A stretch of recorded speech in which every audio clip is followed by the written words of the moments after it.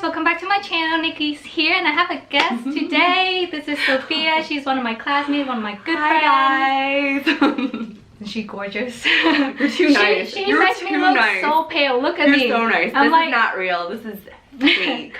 Fake. No, beautiful regardless. Thank you. So anyway guys, today I thought it would be so cool to have Sophia coming in because we are in the same program. And since I didn't make another video talking to you guys about like what to expect when you getting into the sonography program, I still think that would be helpful to like have another person giving you like another perspective of what like her own experience is.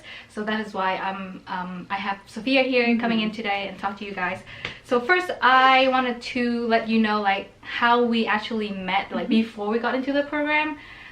Do you remember exactly when we met? So the professor was taking roll call, and of course I'm always towards the end because my last name is Tran.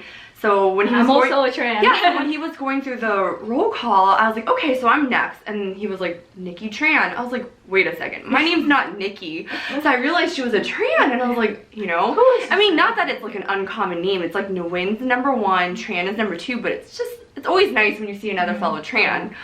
But you sat like, I sat behind you. Yeah, I sat in the front because I'm like a nerd. I'm always in the first 2 rows, and she was, you know. And like, this is one of the prerequisite class, right? But then later on they changed the policy, and we actually didn't even have to take this class before we get in the program. But anyway, so this is one of the prerequisite. You have to take it before you even apply to the program, and that's when we first kind of like met each other, but we weren't even like friends at the time. We didn't really talk or anything. I just remember every now and then I would turn back just to sneak a quick like glance at you, because that's what I normally do. Like, you know, like people think that girls check guys out, but in general, like for me personally, like I'm always checking out other girls, especially when they're beautiful. And Nikki always looked like so put together. I remember like most of the day she would come in with like her eyeliner on fleek, and I was just like, God, like, you know, you're making me blush. No, like usually I hate on other trans because I'm like, I'm a tran, like I don't want any other trans. But I was like, you know what, this trans, she's damn good looking, like I like it. Thank you. So that's how I first like knew of you, but we actually didn't have any real interaction. Yeah.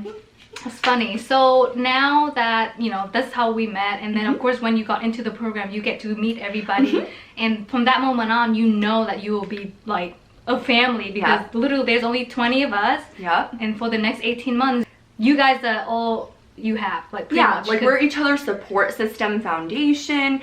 And just like in your family, you might not always hit it off with everyone. You might have a person you like particularly more than another person. Like for me, Nikki is like my favorite in the program, legit. Like she's my bestie, she's like my sister, and in Vietnamese I call her Am, which is just like an endearing term. Like I care for her.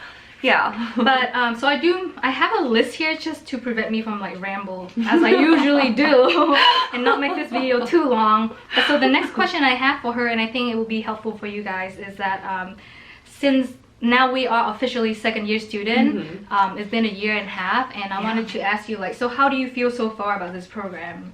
It's not crazy just to know like time has moved this quickly. So fast. When you first get into the program, the seniors are always like, oh, you know, right now things seem tough, but time will move, and before you know it, you're going to be like almost done.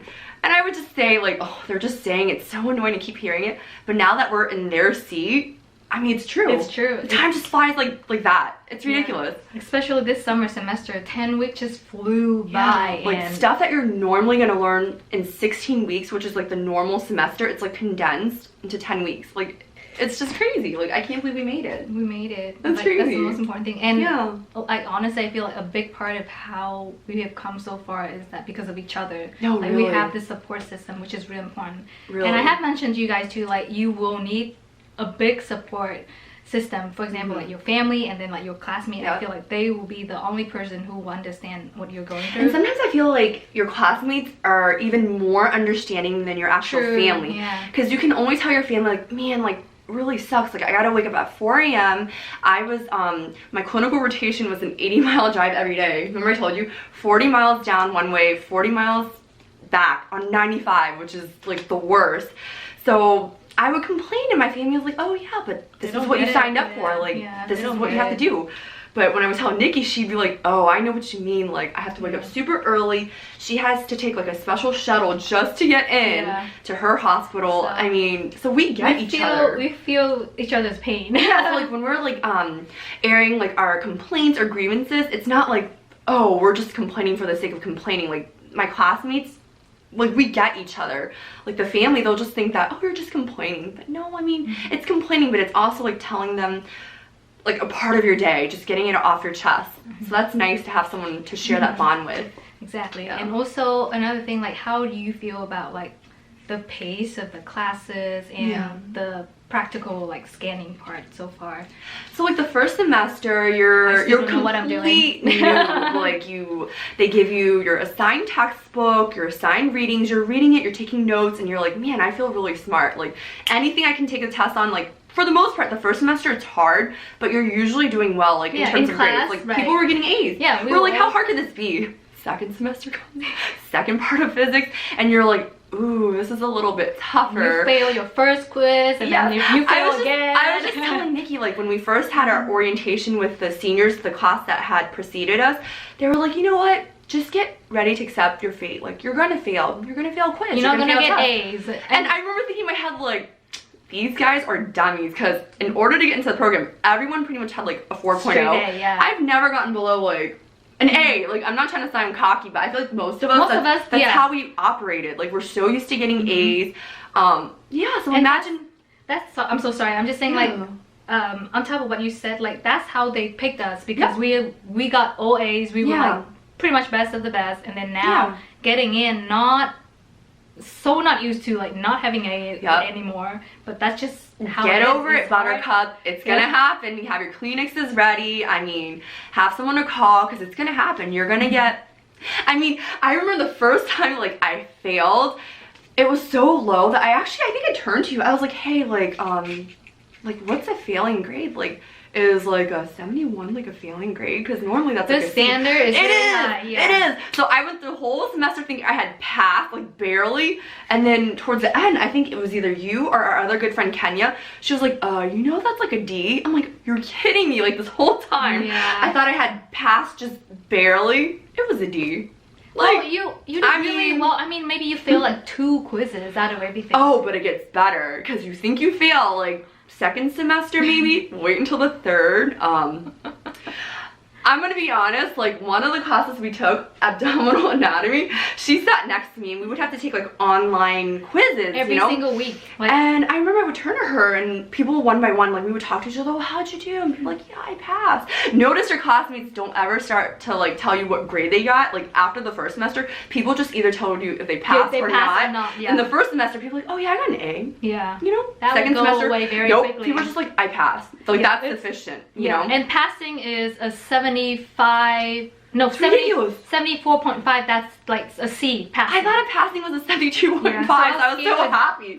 I was really feeling the whole time and I thought I passed and I didn't. So legit, like every single quiz we had for abdominal anatomy, D. Like I'm not no, I'm man enough to admit it. Like I got a D for every, and I would turn to her and was like, yeah, I got a D. And you were so nice. You're like, it's gonna be okay. The next one will be better. Nope. Literally D. But you know what? She exaggerated. She only failed maybe like 2 or 3. No, we had like 4 or 5 quizzes. Like I passed like 1, barely. C, like just barely. But it doesn't matter, because what I kept in mind was you can literally lose every single battle, but as long as you win the war. Like I would do terrible on every quiz, but for the test and like the presentation, just kill it. Doesn't matter. Even if you come in just barely by the like teeth and skin, like doesn't matter. Just finish it, be classy. I mean, own up to it. Just keep going. Just keep going. Just keep moving forward, because the most important thing is that because it's so intense and the amount of work, it just keep on like loading on you. Like sure, you will fail these like little quizzes, but then at the end, like the goal is just to pass this class. Like you don't have to have an A, it's okay. And then the most important thing is the practice. Like you have to know like how to scan. And I think like most of us are pretty good at, you know, I mean, not perfect right now, but we've gotten much better. But I think my advice would be, we were so focused in the first semester on like getting A's, you know, trying to get all A's, trying to outdo your classmates. But in the end, when you get hired, they don't care if you have all A's. If you don't know how to scan, or if you don't know what you're doing, or if you don't know like just the standard pathologies, you're useless as a sonographer. Yep. So yes, it's fun first semester, have at it, you know, try to get your all A's, but by second and third semester, I mean, you gotta know how to scan. You just need to pass your classes with it. Even it's fine. Even the professor tell us that you don't need to get an A as long as you pass your classes with, you know, like, okay, fine, 75. That's a passing grade. But the most important thing is you know how to scan, and when you scan, you have to pay attention because you have to make sure you're not missing anything. This is people's life at someone's risk, life. It could be your mom, your dad, your grandma, someone that you love. And one of our classmates, she's so funny. I think there was like, for physics at least, there would be quizzes where literally like almost like every person across the board would fail except for like one person. And I remember one time we were just so down. We were sitting around in our usual like lunch spot, and she just looks up at us and she goes, C's get degrees. That's all that matters. Like, you get your degree, C's get degrees. That's it. Doesn't matter. As long as you have your degree. That's true. Just hold on to it. Exactly. Yeah. So we just wanted you to know that going in, like, don't put yourself in such a high standard that you're just gonna mentally break down. Like, you're not gonna do well. So just C gets the degrees, and then just focus on like practicing the skill. This is a new skill, so you need to really making sure that you can do it. You know. So the next thing I wanted to ask you is that you mentioned that she did really well with her TEAS exam. This is the entrance exam. I'm not trying to brag or anything, but so this is an entrance exam that you have to take for them to consider, you know, like getting you into the program. And so she said that Sophia says she did really well, and I mean, I did okay. I mean, I got in, whatever. So basically I got like a 96 and like 100%, and there's 3 portions at least for our program. There's like reading comprehension, there's mathematics, and there's grammar. So I mean, I don't know about your, like, if she explained her background, but I came from a background where I had previously worked in cytogenetics. I had my bachelor's degree in biology. I worked in the field of cytogenetics for about 6 to 7 years. It was fascinating work, very, very hard and rewarding, but I got bored. I mean, I sit in the dark, I'm always looking at the microscope. I mean, it was lonely, and I'm like a people person basically, and this is the field that utilizes that kind of personality. So I remember just being so depressed, so one day I was like, you know what? I'm gonna quit my job. Like, I don't know why, but I'm gonna do it. Life's too short. I could die like next week. So I quit my job, but make sure you have a good support system and that you really make your pros and cons list. Don't just like randomly wake up and be like, you know what, I'm gonna quit. Like, I hate my life. You gotta have a backup plan, you know, and you gotta write down your goals, have like a set path so that you know what you're doing. So I was like, what can I do next? Like, I know I wanna go into sonography. I met up with the counselor, you know, talk to them about what prerequisites you need, because the program's always changing. I don't know if that's how the colleges make their money, but they're always like saying you need this, and then the next year they're like, oh, by the way, you don't need this anymore, you know. So make sure you're on top of that and you know exactly what is required. So I got my little prerequisites checklist, and since I already had my 4-year degree, you know, most of it got waived. The next thing was the TEAS test, which is very important because other than your GPA, I mean, what else makes you stand out? You're coming from a place where other people are just as good as you, if not better. Everyone has a 4.0. Some people even have their masters. Some people were doctors in their country. So I was like, all right, well, GPA is not gonna make me stand out. Everyone has a 4.0. The TEAS test, that's the next thing that they look at. So, you know, I'm cheap. I'm Asian. Like, I don't want to buy like 10 different books. And the problem with the TEAS test is that all these publishing companies have their own like edition of what they think is going to be on the TEAS test. So I mean, each book is like expensive. So here I'm thinking, I have extra time. I'm going to make the extra time. Go to the bookstore. Most bookstores have like a little cafe you can sit at. Just buy like a cup of tea or coffee or pastry. Sit your ass down for 2 to 3 hours, like every day if you can do it, especially if you don't have a job or any responsibilities. Sit your ass down 2 to 3 hours every day at the bookstore. Get your stack of TEAS book and literally bring your own notepad. Go through each book. I mean, literally, some of the books literally have word for word what's going to be in the test. I remember taking the TEAS and I was like, wait a second, like I just did this like 2 weeks ago. Like, I still remember the answer. Familiar. Yeah, so that's how I was able to score like so high. And the thing is, you're going to have to score high. I mean, I know they say like, I think like they'll look at applicants with 70% and above, but you don't want to be the 70%. Like, they only take 20 students. You have to like you're trying to aim for 95% and above. And in order to do that, you're gonna have to work your ass off. You have to like prepare for this like your life depends on it. Because for some people, it does. If you have someone else to take care of, your family, yourself, I mean, you gotta work like you want it, Yeah. because there are other people, like hundreds of people, hundreds of applicants, and only 20 available positions. I mean, you're gonna fight for it, you know? So that's what I would recommend in terms of the TEAS test. It does you no good just to purchase one book, because everyone has their idea of what's gonna be in the TEAS test, you know? So go to the bookstore, just work really hard. And the question, at the bookstore, you can borrow? Like, you can't. That's not like the library, which is why I was saying, like, just buy a cup of tea, sit there at the table. And I know this is probably like not like allowed, it's frowned upon. I would take pictures on my camera. I don't know if that's like a publishing copyright issue, but some of the questions that were really hard that I knew for a fact if I were to see it again, I would miss it again. I would just take a picture of it or just write it down word for word. And then right before you take your TEAS test, I mean, obviously have a good night's sleep, but go through that list of questions that stumped you the first time around, because most likely it's going to show up again. So the bookstore, is that the bookstore at school or? The bookstore at school, I did go there first because I was like, you know what, if this is a school, like they should know what edition to sell us, like. But I went, they literally had like one book, and it was just so like general. It was just so general. It wasn't specific. I felt like it was just saying, oh yeah, like you should be good at grammar, reading, and math, but it wouldn't give you the specifics. So just go to your local bookstore, Barnes and Noble. I don't know if Borders is still around, but literally just every day, if you have the luxury, 2 to 3 hours, study, take a lot of notes.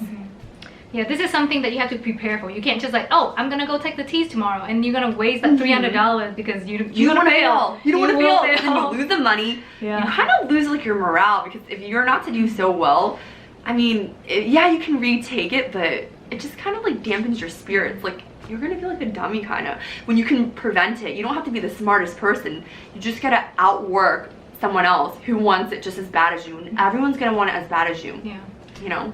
Thanks so much for sharing, because like I have such different experience with the TEAS. So I only bought one book, the book that is like made by the people who made the TEAS. Yeah. But for me, I just did a lot of practicing from this one app. I forgot what it's called. It's like T6 or something. So I did a lot of practice on that app, and then you know, I bought I actually paid for this like practice exam again from the people who designed the TEAS test. So I ended up like spending quite a bit of money, but it was worth it for me. And still my grammar score was not that great. I got like the highest one I got was like an 82 or something. But again, like English is not my first language. So I mean, and they look into account like everything. So like, you know, if you don't do well in the grammar, you better kill it in mathematics and reading comprehension. And my reading comprehension, surprisingly, I mean, I was born here. Like, I read a lot. I mean, I didn't do as well as I thought I would. Grammar, I got 100%, which is weird, because when I text, like, people are always like, did you mean to spell it this way? And I'm like, who cares? Like, autocorrect, like, who cares?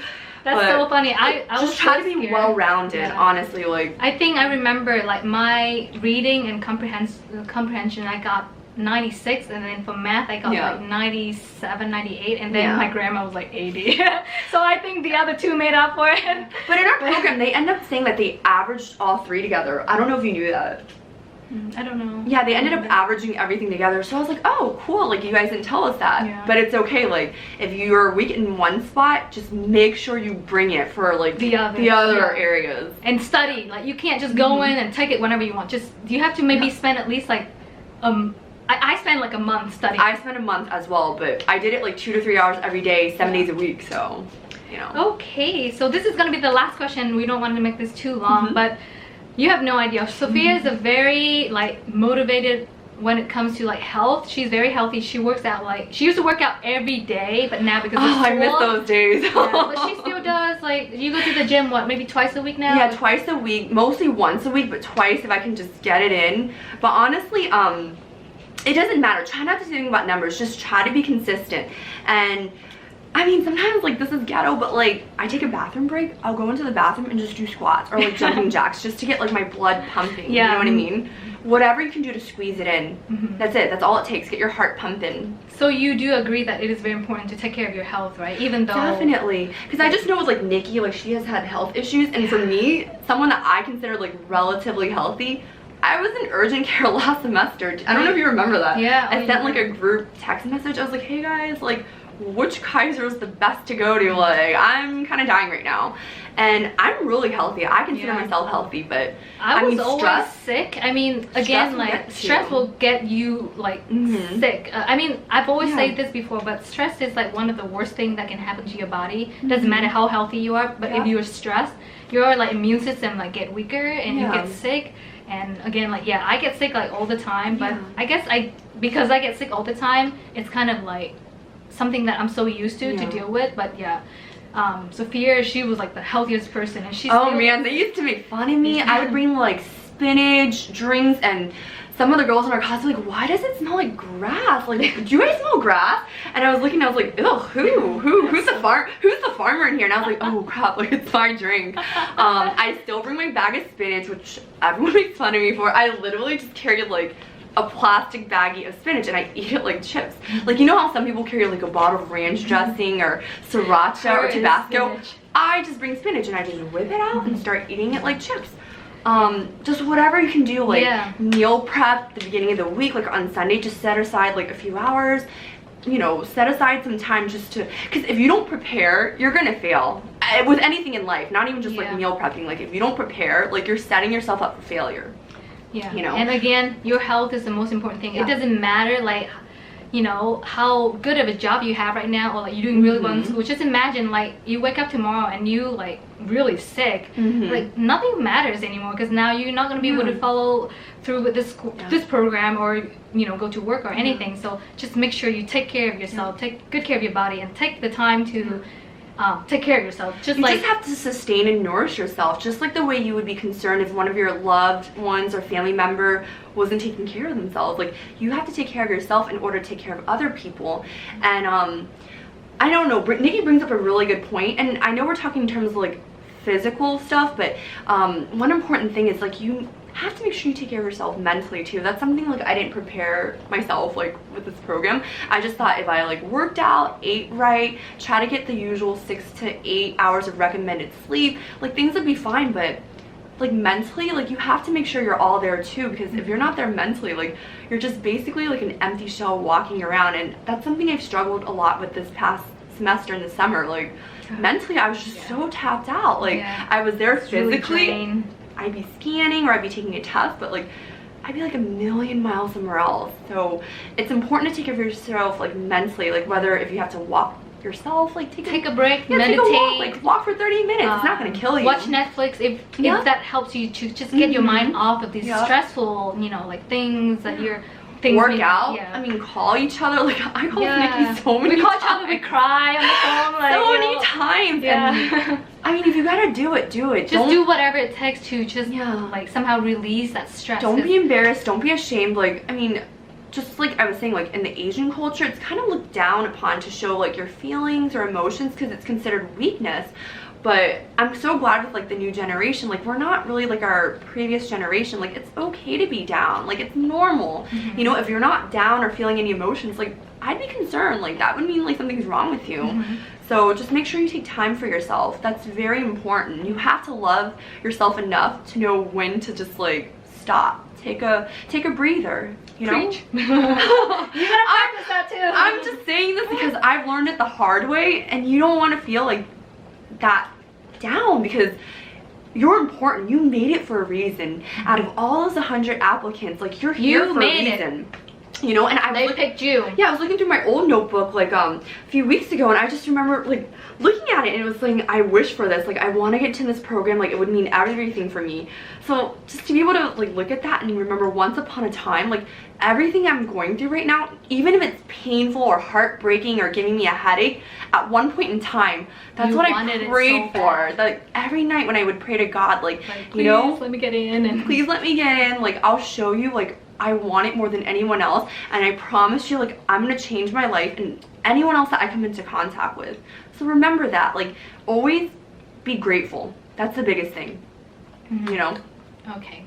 Yeah, so I think we said everything we wanted to say, and hope this video has been helpful to you guys. And congratulations again, you guys got in, and now you're just in the process, like, preparing for your first semester and everything. So just battery died, so continue. Just get yourself mentally, physically, emotionally ready for this, and you can do it. You know, you got in. You can. That's like one of the hardest part, and now it's gonna get harder, but you can do it. So good luck to you guys, and if you have any more questions, just comment down below. Believe in yourself. Believe in yourself, because at the end of the day, you are your biggest advocate. Believe in yourself. You know, and just kill it.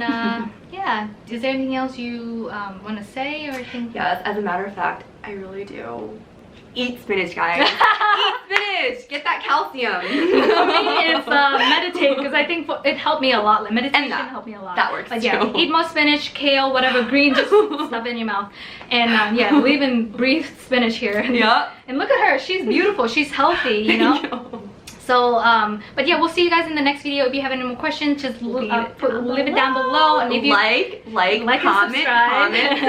And if you want to see Sophia again, let me know. And send all that love. If you think of like a topic or any specific questions, we will come back for another video. But thank you so much for watching today, and I wish you guys enjoying the rest of your summer before school starts.